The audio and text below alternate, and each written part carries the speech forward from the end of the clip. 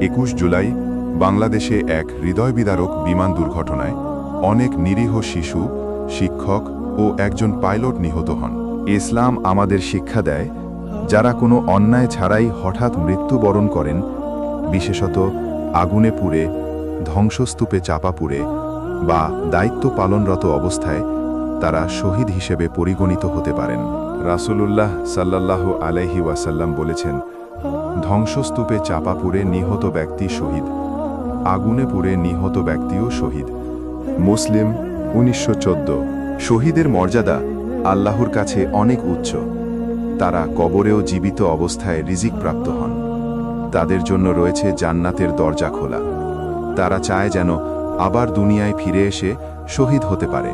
পরওয়ারদেগার, যেসব মানুষ এই মর্মান্তিক দুর্ঘটনায় প্রাণ হারিয়েছেন, তুমি তাদের শহীদের মর্যাদা দান করো, তাদের কবরে নূরের ব্যবস্থা করো, তাদের গুনাহসমূহ ক্ষমা করে দাও এবং তাদের পরিবারকে তুমি অগাধ ধৈর্য ও অন্তরের শান্তি দান করো।